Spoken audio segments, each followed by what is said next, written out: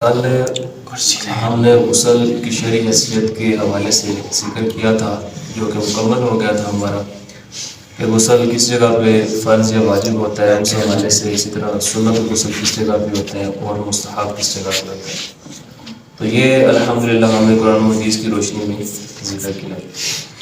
آج ہم ذکر کریں گے جی ان مادوں کے بارے میں جو کہ انسان کی اگلی شرمگاہ سے نکلتے ہیں، اور ان کا تعلق غسل کے واجب ہونے یا نہ ہونے کے اعتبار سے کیا شرعی حیثیت ہے، اس کی بات ہوگی۔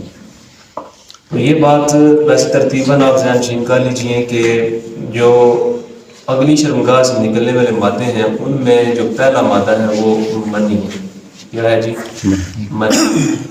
اب منی کے بارے میں یہ ابن ماجہ میں حدیث مبارکہ لکھی ہوئی ہے۔ ایوب رضی اللہ تعالیٰ عنہ، حضرت ابو ایوب رضی اللہ تعالیٰ راوی حدیث ہیں، اور آپ بیان فرماتے ہیں کہ قال رسول اللہ صلی اللہ علیہ وسلم الماء من الماء، یعنی کہ پانی سے پانی ہے۔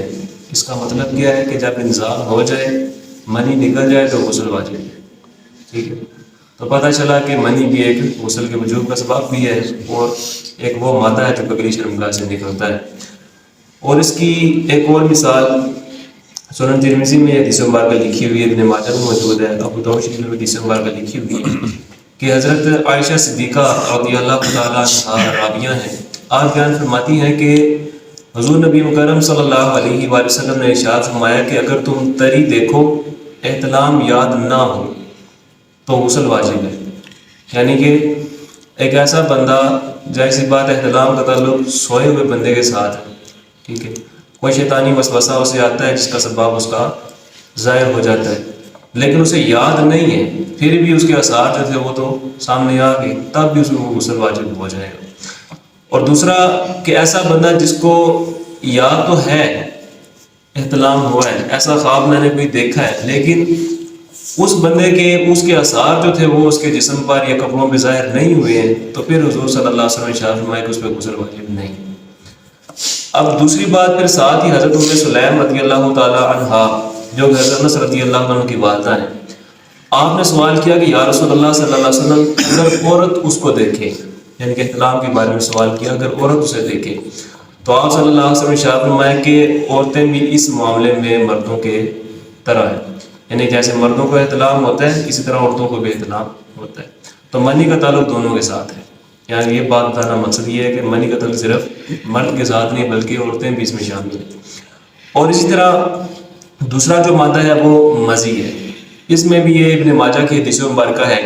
ان علی رضی اللہ تعالیٰ عنہ، حضرت علی کرم اللہ وجہہ الکریم رضی اللہ تعالیٰ عنہ راوی حدیث ہیں، قال آپ بیان فرماتے ہیں کہ سئل رسول اللہ صلی اللہ علیہ وسلم، کہ حضور خاتم النبیین صلی اللہ علیہ وسلم سوال کیا گیا عن المذی، مزی کے بارے میں۔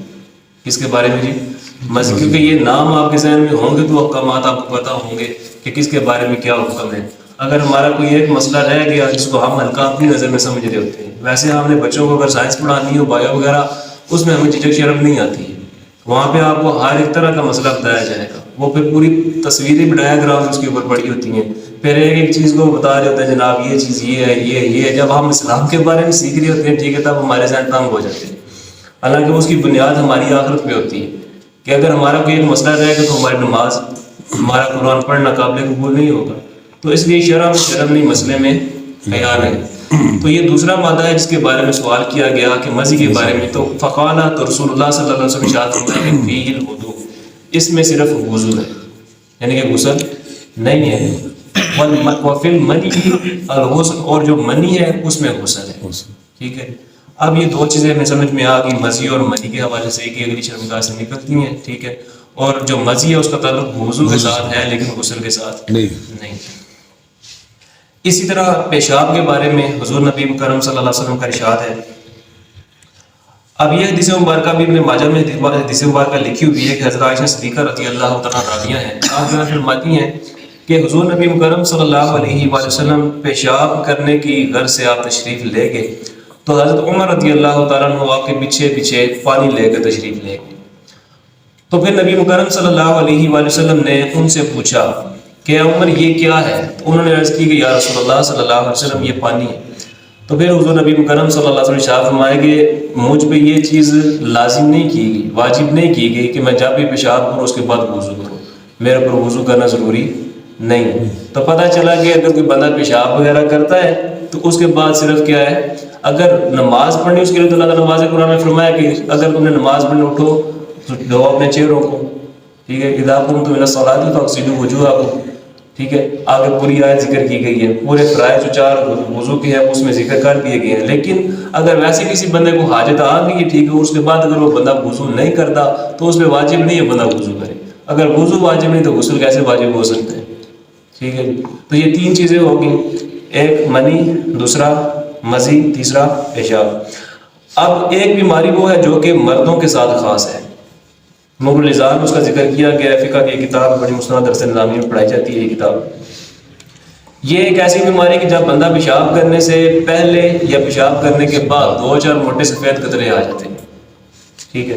تو وہ جو ہے وہ بھی اسی طرح سے مزی کا جس میں حکم آ جاتا ہے, ٹھیک ہے جی. اور اسی طرح یہ 2 بیماریاں ایسی, 2 ایسی چیزیں جو کہ عورتوں کے ساتھ خاص ہیں, بلکہ 3 چیزیں ایسی جو عورتوں کے ساتھ خاص ہیں. ایک حیض, دوسرا نفاس, اور تیسرا استحاضہ اسے بولتے ہیں. حیض اور نفاس کا جو ہے اس کے بارے میں آپ کو میں نے پہلے بھی ذکر کیا تھا کہ حیض یہ ایک بالغہ لڑکی ہوتی ہے جس کو بالغ ہونے کے بعد بغیر کسی بیماری کے خون آتا ہے, یعنی کہ اس کی علامت ہوتی ہے کہ وہ بالغہ ہو گئی ہے. جیسا کہ یہ سنن نسائی میں اور سیاستہ میں حدیث مبارکہ لکھی ہوئی ہے. حضرت عائشہ صدیقہ رضی اللہ عنہا راویہ ہیں, آپ بیان فرماتی ہیں کہ حضور نبی مکرم صلی اللہ علیہ وسلم تشریف لائے اور اس وقت میری کنیز نے جب حضرت نبی مکرم صلی اللہ علیہ وسلم کو دیکھا تو اس نے پردہ کر لیا. پھر حضور صلی اللہ علیہ وسلم نے ارشاد فرمایا کہ لگتا ہے یہ حائضہ ہو گئی, یعنی کہ ان کو حیض آتا ہے, یہ بالغہ ہو گئی. تو پھر آپ صلی اللہ علیہ وسلم سے وہ عرض کرنے لگی کہ جی یہ بالغہ ہو گئی ہیں. تو پھر آپ صلی اللہ علیہ وسلم نے امامہ مبارک سے کپڑا پھاڑ کے ان کو دیا کہ اس کو سارے پہ رکھ لو, یعنی کہ ایک پردے کے طور پہ احکامات جو بتانا مقصود ہے, ٹھیک ہے, وہ بھی بیچ میں آ جاتے ہیں اور اس کا اپنا ایک موضوع ہے وسیع. تو یہاں پہ پتہ چلا کہ جو بالغہ لڑکی ہوتی ہے اس کی ایک علامت یہ ہے کہ اس کو حیض آتا ہے, ٹھیک ہے, اور بغیر کسی بیماری کے یہ خون ہے. اور اس کی جو کم سے کم مدت ہوتی ہے وہ 3 دن, اور زیادہ سے زیادہ جو ہوتی ہے وہ 10 دن ہوتی ہے. اور کچھ مخصوص ایام ہوتے ہیں عورتوں کے, عادات کے پیش نظر وہ بدلتے رہتے ہیں, ٹھیک ہے جی. تو یہ ہو گیا حیض. اس کا تعلق کس کے ساتھ ہے؟ عورت کے ساتھ ہے. اور اسی طرح جو نفاس ہے, نفاس کے حوالے سے جو حدیث مبارکہ لکھی ہوئی ابن ماجہ میں کہ حضرت جابر بن عبداللہ رضی اللہ عنہ راوی حدیث ہیں, آپ بیان فرماتے ہیں کہ حضرت اسماء بنت امیس رضی اللہ تعالیٰ عنہ مقام ذوالحلیفہ پر کیا ہوا کہ انہیں نفاس آیا. تو پھر حضور نبی مکرم صلی اللہ علیہ وآلہ وسلم نے حضرت ابوبکر صدیق رضی اللہ تعالیٰ عنہ کو حکم دیا کہ جائیں انہیں جا کے حکم دے کے احرام اور غسل ان پر لازم ہے. یعنی کہ حیض اور نفاس کے بعد پھر کیا پتہ چلا, نفاس کے بعد کیا پتہ چلا کہ غسل بندے کے اوپر لازم ہوتا ہے. اور شیخ کی روایت ہے کہ اس کی زیادہ سے زیادہ جو مدت ہوتی ہے وہ 40 دن. زیادہ سے زیادہ کتنی ہے جی؟ کام کی کوئی حد نہیں ہے, لیکن زیادہ سے زیادہ جو مدت مقرر کی گئی ہے جو شریعت میں ہے وہ کتنی ہے؟ صرف 40 دن ہے, ٹھیک ہے جی. تو یہ 2 عورتوں کی طرف منسوب ہو گئے, حیض اور نفاس. اور تیسرا جو ہے وہ استحاضہ ہے. استحاضہ جو ہوتا ہے یہ ایک بیماری ہوتی ہے. یہ حضرت فاطمہ بنت امیس رضی اللہ حضرت فاطمہ بنت آگے کچھ اس طرح کا نام ان کا آتا ہے, حدیث مبارکہ جو ذکر کی گئی ہے. سیاستہ کی روایت ہے یہ کہ وہ شکایت لے کے گئی نبی کریم صلی اللہ علیہ وسلم کو کہ مجھے بہت زیادہ حیض آتا ہے, ٹھیک ہے. جو چیز وہ سمجھ رہی تھی وہ سوال جا کے انہوں نے کیا کہ مجھے حیض بہت زیادہ آتا ہے تو کیا میں نماز چھوڑ دوں؟ تو نبی مکرم صلی اللہ علیہ وسلم کہ یہ ایک رگ کا خون ہے, یہ حیض نہیں ہے بلکہ ایک رگ ہے جسے یہ خون جاری رہتا ہے. جب حیض کے ایام آئیں تب تم نماز نہ پڑھو, جب وہ ختم ہو جائیں ایام اس کے بعد پھر تم کیا کرو کہ غسل کر کے نماز پڑھو. یعنی کہ پھر وہاں پہ ایک لمبی حدیث مبارکہ یہ طویل ذکر کی گئی ہے وہاں پہ. تو یہ ایک استحاضہ اس کا ذکر کیا گیا. اس کا نام کیا ذکر کیا گیا؟ استحاضہ. یہ ایک بیماری کا خون ہوتا ہے, یہ کوئی صحت مندی کی علامت نہیں ہوتی عورت کے لیے, ٹھیک ہے. تو یہ بھی عورت کے ساتھ اس کا تعلق ہے اور یہ اس کے لیے شرمگاہ سے نکلتا ہے, ٹھیک ہے. تو ابھی تک ہم نے منی, مزی, پیشاب, نفاس, حیض اور استحاضہ اور ودی 7 طرح کے مادوں کا ذکر کیا ہے جو کہ اگلی شرمگاہ سے نکلتے ہیں.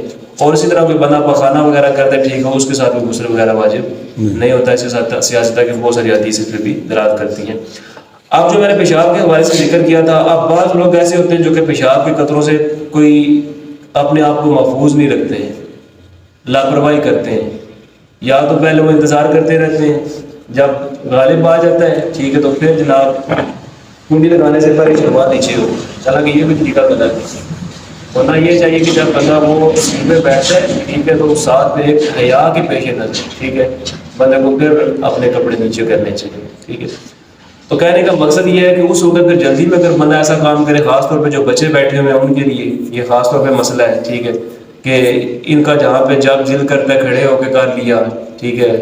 بعض بچے دیکھنے کیونکہ اب مسئلہ اس طرح کا ہے کہ ہمارے معاشرے میں یہ چیزیں پائی جاتی ہیں، ہم دیکھتے ہیں بعض بچے ایسے جناب بہت جاتے جاتے ادھر ہی شروع کر دیتے ہیں ٹھیک ہے، ایسے معاملات بھی ہوتے ہیں۔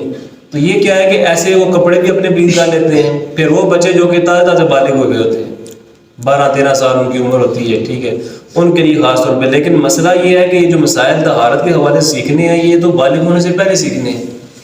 اب بالغ ہونے کی سند ملے گی اس کے بعد وہ بالغ ہونے کے مسائل سیکھے گا، ایسا تو نہیں ہے۔